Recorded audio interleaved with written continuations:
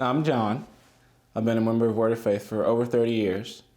And since 1995, there's been a video that was taken by a reporter for Inside Edition. It was taken with a hidden camera. The footage is very distorted. It makes it look like the church is some eerie, weird, creepy place. And it shows little short clips of supposed events from the church. And it was put out as supposed fact of things that happen at Word of Faith. And it starts out, it shows supposedly prayer, that the sound is very distorted. It shows a young man in a group. Little boy in that clip happens to be me, who is not dead, who has a wonderful life, that loves Word of Faith, that was not abused. And the lady in the clip was actually trying to get me to smile. And if they had shown the rest of the clip, you could have seen that I was smiling and I'm very happy and that I have a very good life at Word of Faith. Some lady that has never met me, never interviewed me, never asked me for my story of what really happened, that supposedly was given an expert opinion and talks about how I was dead and how the children are dead, and that's the way that the church is. I don't know if she was paid or if she just volunteered to give her erroneous opinion. But nonetheless, either way, it doesn't matter because it wasn't true, it isn't true.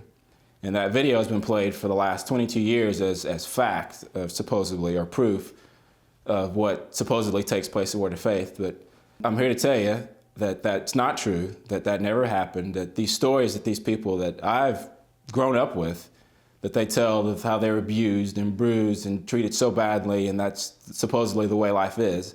It's not that way. I've been here since before they came. I've been here after they've left. None of those things have ever happened. None of their stories are true. They've told these stories for the last 30 years, and just because they keep telling it doesn't make it any more true than the first time that we were lied about. In the same Inside Edition video that I mentioned earlier, there's a young man that says he was paddled and knocked over a desk. That young man happens to be my step-cousin. I hit so hard one time that I almost flew over the desk. He's about 5'10", weighed about 230 pounds, could have been a linebacker. There is no paddle or stick that could have knocked him over a desk. Every time I hear that story, it cracks me up, just the image of him being knocked over a desk.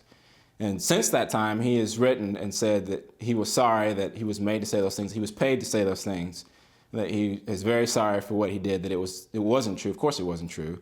And I know him from personal experience. There's nothing like that could have ever happened, besides the fact that I know for a fact that it didn't happen. But it's nothing but a lie, and it's nothing but a made-up story.